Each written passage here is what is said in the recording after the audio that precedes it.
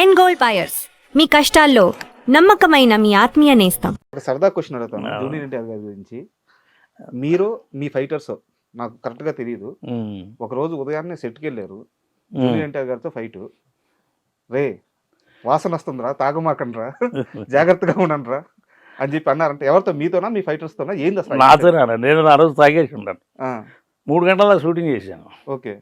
Night మళ్ళీ morning 6ంటికి అక్కడికి వెళ్ళాలి నేను. అదే 3ంటిలో షూటింగ్ చేసాను నైట్. మళ్ళీ మార్నింగ్ 6ంటికి వెళ్ళాను. 6ంటికి మళ్ళీ వెళ్ళాలిగా. అవును. అదో స్మెల్ గప్పున ఉడకలా జాగ్రత్త పడంటారు ఇంకా ఏం దీన్ని పోతూనే ఉన్నారు మీరు అని చెప్పుకొచ్చాడు. అది అక్కడ కూడా ఫ్యామిలీ జాగ్రత్త అని చెప్పారట. అదే జాగ్రత్త పడండిరా అంటే తాగారని తిట్టింది కాదు, వాసన వస్తుందని తిట్టడం. ఫ్యామిలీ అదే కదా వెనకమాలంటే. జాగ్రత్త పడండి అంటే అదే కదా వెనకమాల. అదే అన్నాడు, కొందరు నుంచోబెట్టి జాగ్రత్త పడండిరా కొంచెం వెనకమాల, నీ గురించి వీళ్ళందరూ ఉన్నారు. అదే చెప్పుకొచ్చాడు ఆయన. వెనకమాల నుంచి 2 పిల్లలు పెళ్ళ నీ మీద ఆధారపడి ఉన్నారు అని చెప్పిన దాని మీద 3ంటి దాకా నేను తాగుతూనే ఉండి మళ్ళీ ఇప్పుడు వచ్చావు నువ్వు ఫైట్కి అని నేను చెప్పుకుని వచ్చాను. ఇప్పుడు నేను బయటికి వెళ్ళి 2 జామాకులు నవ్వులు మళ్ళీ లైన్లోకి వచ్చాను. జామాకులు షార్ట్లు అడ్డు తిరిగి బయటికి వెళ్ళి 2 జామాకులు నోట్లో పెట్టి నవ్వులుకుంటూ వచ్చాను. నాకు తెలిసిలే రారా నువ్వు అని చెప్పాను. ఏమని పిలుస్తారు మిమ్మల్ని? అన్నయ్యని పిలుతాడు, లేదంటే రామకృష్ణ అని పిలుతాడు. గబుక్కన ఒరే అని అంటారు. ఇప్పుడు వీళ్ళందరూ కూడా గబుక్కన ఒరే అంటారు. అంటే వాళ్ళకంటే మేము పెద్దవాళ్ళమే కదా. అవును. ఆ పెద్దవాళ్ళు చిన్న అయినా కూడా గబుక్కన ఒరే అంటారు. నాకు అది బాగా నచ్చుతుంది. మన వాళ్ళు ఒరే అని గబుక్కన పిలవరు. ఓకే. పేరు పెడతారు.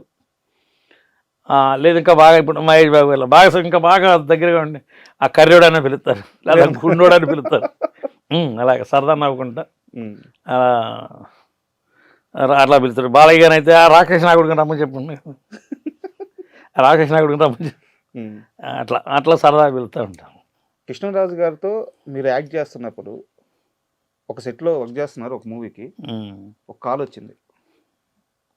కృష్ణరాజు గారి భార్య యాక్సిడెంట్లో చనిపోయారు అని చెప్పేసి. మీరు అక్కడ కృష్ణరాజు గారి పక్కనే ఉన్నారు. అవును, అక్కడ రౌండ్ అప్లో 10 మంది ఉన్నాం. ఆ కాల్ వచ్చినప్పుడు ఆయన ఎలా స్పందించారు, అది మీరు కళ్ళతో చూశారు కాబట్టి ఒకసారి. ఆయన సడన్ షాక్ అంటే అసలు టోటల్గా చనిపోయిందని చెప్పలేదు తనకు కూడా. ఓకే. ఏదో చిన్న యాక్సిడెంట్ అంటే హాస్పిటల్కి తీసుకెళ్లారంట అని చెప్పాను అన్నారు. హాస్పిటల్కి తీసుకెళ్ళారు ఆయన అన్న కూడా సడన్గా స్టాప్, షూటింగ్ బ్యాకప్, ఇమ్మీడియట్గా ఎక్కిపోయాడు. ఇమ్మీడియట్గా ఎక్కిపోయి మళ్ళీ ఎందుకో కిందకి వెళ్ళాడు. కిందకి నుంచి మళ్ళీ వచ్చేసి మళ్ళీ 1 గంట చేసి వెళ్తానులే అని అన్నాడు. అంటే కింద హాస్పిటల్కి వెళ్ళారంట, ఏసీ వెళ్ళిందంట. అంటే వాళ్ళ మేనేజర్లు ఎవరో చెప్పారు. ఆయనకి తెలియదు చనిపోయారు, తెలియదు. మళ్ళీ వచ్చి 1 గంట 2 గంటలు షూటింగ్ చేసాడు. షూటింగ్ చేసి అంటే ప్రొడ్యూసర్ లాస్ అవుతాడో ఏమనుకున్నారు మరి. మళ్ళీ వచ్చాడు, మళ్ళీ పైకి వచ్చి మళ్ళీ 1 గంట 2 గంటల దాకా చేసి సరికి నేను వెళ్తున్నాను, ఇంకా రేపు పెట్టుకోబాకండి, నేను అక్కడ రేపు అక్కడే ఉంటాను అని చెప్పని సాయంత్రం నైట్ ఫ్లైట్కి వెళ్ళిపోయాడు. వెళ్ళేటప్పటికి అక్కడ ఇది అయిపోయింది ఆవిడ. అంటే టోటల్గా ఆయన వెళ్ళాక మేమందరూ మేనేజర్లు ఏంటి అని అంటే చెప్పారు అప్పుడు మాకు అందరు మేనేజర్లు, ఇలాగ చనిపోయింది ఆవిడ, యాక్సిడెంట్లో చనిపోయింది అని చెప్పాను. ఏదో బట్టల కోసం వెళ్తా బట్టలు తీసుకొని యాక్సిడెంట్ అయ్యింది అని చెప్పాను. ఎక్కడ జరిగింది యాక్సిడెంట్? చెన్నైలో. ఈ మధ్యకాలంలో వాళ్ళ పిల్లల్ని కలిశారట మీరు? కృష్ణరాజు గారి పిల్లల్ని కలిశారండి. మొన్న ఒక సినిమాతో కలిసాను వాళ్ళని. రెబల్ చేసేటప్పుడు చాలా ఇదిగా చేశాను ఆయనతో కూడా. రెబల్ అంటే ఈ కథ అయిపోయిన తర్వాత రెబల్ తర్వాత చేసాం. అప్పుడు కూడా ఆ రోజు నేను గుర్తు చేసాం సార్కి. సార్ ఆ రోజు ఉన్నానండి. అవునా అన్నాడు. ఆయన మర్చిపోయి ఉంటారు కదా. గుర్తు చేసాను ఆయనకి. నేను ఉన్నానండి అన్న. ఓకేరా అని చెప్పాను. జాగ్రత్తగా బాగున్నారు, అందరు బాగున్నారు అలా అడిగాడు. మొన్న ఇతను రోషన్ చేశాడు సినిమా ఒకటి, ఏది శ్రీకాంత్ గారి అబ్బాయి. దాంట్లో కృష్ణరాజు గారి అమ్మాయి 2వ అమ్మాయి అనుకుంటా, ఆర్ట్ డైరెక్టర్ చేస్తున్నారా ఏమో తెలియదు నాకు. ఓకే. ఆ సినిమాలో కలిసింది వాళ్ళ అమ్మాయి. తర్వాత ఇంకొక అమ్మాయి వచ్చి కూడా దాంట్లో అదే సినిమాలో కలిసాను. అందరికి చెప్పాను. వాళ్ళ నాన్నగారు నాకు తెలుసమ్మా, నాకు బాగా ఏ సినిమా ఫలానా సినిమాలు ఏమైనా చేశాను. చాలా హ్యాపీగా ఇది అయింది. ఆవిడ ఎలా ఉంటారు వాళ్ళు? బాగుంటారు పిల్లలు, మంచి కరుడు సంబంధంగా ఉంటారు. కొత్త పాత్ర ఆవిడ బాగా అయినా కదా. ఆవిడ ఒక ఆర్ట్ డైరెక్టర్ లాగా ఆ చీపురు తీసుకుని ఊడి చేస్తున్నది అప్పుడే ఆవిడ. అంత పొజిషన్లో ఉండి. అంత పొజిషన్లో ఉండి కూడా మేమంతా ఆశ్చర్యపోతుంటాం. ఆ డైరెక్టర్ అంటే అన్నీ చేస్తూ ఉంటారు కదా. అట్లా దాంట్లో చూశాను. తర్వాత తను ఏదో చేసుకోబోయే ఆవిడ కూడా ఆ డైరెక్టర్ అని చెప్పాను. ఓకే. తను అమ్మాయికి ఏదో మ్యారేజ్ ఏదో అవుతుంది, తను చేసుకోబోయేది కూడా ఆ డైరెక్టర్ ఏమన్నా చేసుకుంటున్నది ఓకే తెలిసింది. ఇద్దరు కలిసి చేస్తున్నాను ఆ సినిమా.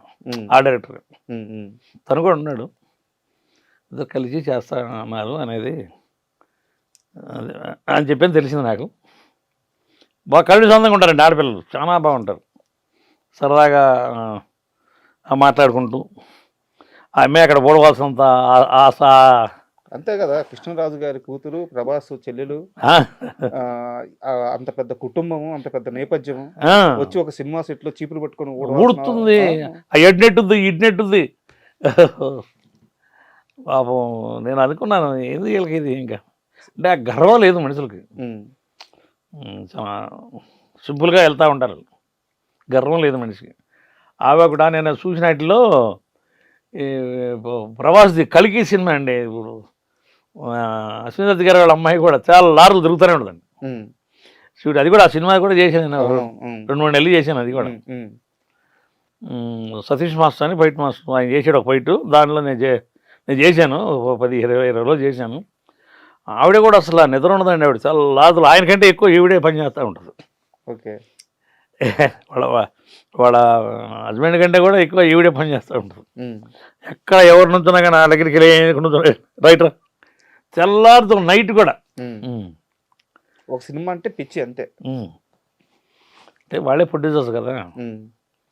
అస్మిత్ గారు అమ్మాయి, ఒక్కతే అమ్మాయి అనుకుంటాను. నీకు మేనేజర్ కూడా అలా తిరగడు. ఓకే. ఆవిడ ప్రతి మనిషి అమ్మో ఎడిపోతే మళ్ళీ ఇవిడ వస్తుందేమో అన్న భయంగా అందరూ అట్లా ఉంటారు. చాలా లారులు తిరుగుతూనే ఉంది ఆవిడ. నేను 20 రోజులు పని చేశాను, 20 రోజులు ఆవిడ అలాగే ఇంతసేపు ఏం చేస్తున్నాను ఫాస్ట్గానే పోయి అలా ఇది ఉంటుంది ఆవిడ.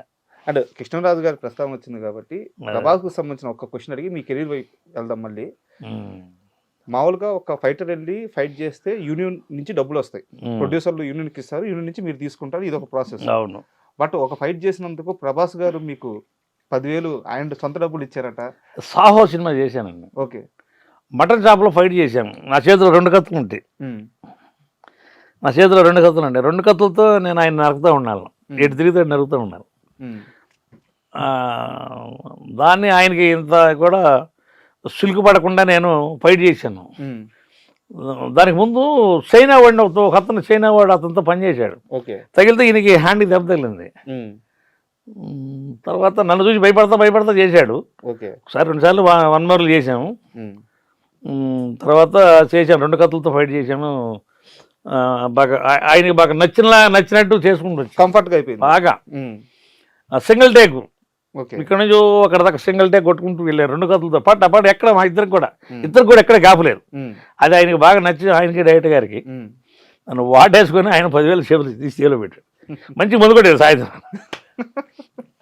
అది అంటే 10,000 రావడం గొప్ప కాదు, అంత పెద్ద హీరో నుంచి ఒక ప్రశంస అది. అవును. సో ఎలా అనిపించింది అది?